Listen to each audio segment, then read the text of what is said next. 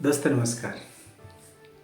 आज आपका दोस्त जगदीश सांकला एक बार फिर हाजिर है और आज मेरा जो मुद्दा है वो है असली कमाई, सच्ची कमाई। जी हाँ दोस्तों, इस मुद्दे के ऊपर लेकर मैं आपसे कुछ चर्चा कर रहा हूँ। दोस्तों, मुझे याद है 12th क्लास की इंग्लिश में एक चैप्टर हुआ करता था जिसका नाम था थर्ड लेवल। उसमें एक व्यक्ति जब खो जाता है और किसी दूसरी जगह पर पहुंच जाता है और जब वो जाके वहाँ पर कोई चीज़ खरीदना चाहता है तो उसके पास में जो मुद्रा होती, जो धन होता है, वो वहाँ पर देता है और कहता है कि ये लीजिए और मुझे वो अमुक चीज़ दे दीजिए। दूसरे शब्दों में ये भी कह सकते हैं कि वो एक टिकट खरीदना चाहता है और टिकट लेने के लिए वो कुछ पैसा देता है कि भाई ये पैसा लीजिए और मुझे वो पर्टिकुलर जगह का टिकट दीजिए, मैं वहाँ पर जाना चाहता हूँ।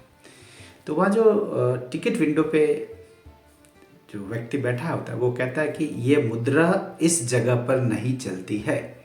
या फिर दूसरे शब्दों में यूँ कहते हैं कि यदि भारत का आदमी घूमने के लिए यदि लंदन जाएगा या अमेरिका जाएगा या किसी और दूसरे देश में जाएगा तो भारत की मुद्रा वहाँ नहीं चलेगी। ये हम सभी जानते हैं, यानी भारत की मुद्रा भारत में ही चलेगी। आपको किसी अन्य देश में जाना है तो उस देश की मुद्रा आपके पास होनी चाहिए, और यदि नहीं है तो फिर आप क्या करेंगे? वहाँ तड़पेंगे, भूखे मरेंगे, चिल्लाएंगे, यही तो करेंगे ना। क्योंकि जब आपके पास उस देश की कोई मुद्रा है ही नहीं तो आप वहाँ पर किसी चीज़ को कैसे खरीदेंगे? आपकी अपनी आवश्यकताओं की पूर्ति कैसे करेंगे? यह है मेरा मुद्दा दोस्तों। तो कहने का तात्पर्य यूँ है दोस्तों, जब हम इस मनुष्य जीवन में आए हैं और हम सभी जानते हैं कि हम यहाँ पर मेहमान हैं, गेस्ट हैं, एक दिन हमें वापस यहाँ से जाना है। जरा सोचिए ना दोस्तों, आप जो मुद्रा इकट्ठी कर रहे हैं, जो धन इकट्ठा कर रहे हैं, वो तो इसी भूमि पर चलता है। जब आप यहाँ से वापस जाएंगे अन्यत्र जिस देश में, वहाँ की मुद्रा नहीं होगी तो फिर आप कैसे काम चलाएंगे? आपका काम कैसे चलेगा?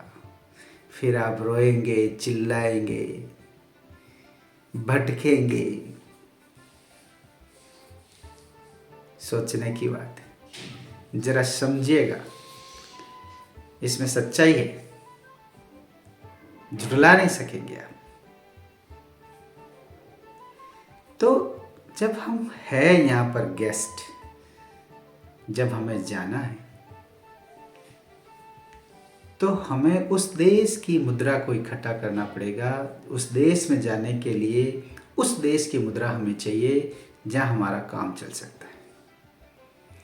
तो फिर ऐसी सच्ची कमाई करनी पड़ेगी, ऐसा धन इकट्ठा करना पड़ेगा। और वो धन क्या है? प्रारब्ध रूपी दान, सेवा, बंदगी, साहिब का सुमरन, ये सब करेंगे तभी तो आपका काम चलेगा, नहीं तो कैसे चलेगा? फिर रही बात एक चीज़ और, ये जब मैं गुरु महाराज जी के सत्संग में बैठा था, लोग स्वर्ग की कल्पना करते हैं, हम वहाँ जाएंगे, स्वर्ग में जाएंगे, वहाँ लड्डू खाएंगे, मिठाई खाएंगे, ऐसा भोजन होगा, वैसा भोजन होगा। तो गुरु महाराज जी ने एक बार बताया कि भाई आप वहाँ जाकर लड्डू खाना चाहते हो, लड्डू खाने के लिए तो मुँह चाहिए, वो शरीर तो आपका यहीं रह जाएगा, फिर आप लड्डू कैसे खाएंगे? तो ऐसी बेकार की जो कल्पना है, फिजूल की कल्पना है, उससे काम चलना नहीं है। यदि सचमुच में उस लोक में जाना चाहते हैं, उस परलोक में जाना चाहते हैं, तो उसके लिए सच्ची कमाई है साहिब का सुमिरन करना, भजन करना, अभ्यास करना। जब तक आप अपने जीवन को सफल करने के लिए वहाँ उस देश की मुद्रा इकट्ठी नहीं करेंगे, तब तक आपका जीवन सफल नहीं होगा। और वहाँ जाने के बाद फिर आप चिल्लाएंगे, रोएंगे, भटकेंगे, दुखी होंगे कि हमारे पास अब कुछ नहीं, हम क्या करें। आप देख लीजिए इस भौतिक जीवन में भी, जिस आदमी के पास में रुपया पैसा नहीं होता, जिस देश की मुद्रा उसके पास में नहीं होती, तो रोता चिल्लाता है, भटकता है, दर्द से परेशान होता है। तो जब आप उस देश में जाएंगे, उस देश में जाने के बाद आपके उस देश की मुद्रा नहीं होगी तो आपका काम नहीं चलेगा। तो उस देश की मुद्रा इकट्ठा कीजिए दोस्तों। यही मेरा संदेश है कि जब हम उस देश में जाना, ये तय है कि हमें वहाँ जाना है, एक दिन हमें वहाँ जाना है, तो आज से ही आप उस देश की मुद्रा धीरे धीरे इकट्ठी करनी शुरू कर दीजिए, ताकि जब वहाँ पर जाए तो आपके पास पर्याप्त धन संपत्ति हो, आपको कोई परेशानी नहीं हो। मेरी बात आपको अच्छी लगी तो ज़रूर अमल कीजिए, विचार कीजिए। अपने दोस्तों में भी शेयर करने में बिल्कुल ना हिचकिचाएं। मेरे चैनल को ज़रूर सब्सक्राइब कीजिए। धन्यवाद, नमस्कार।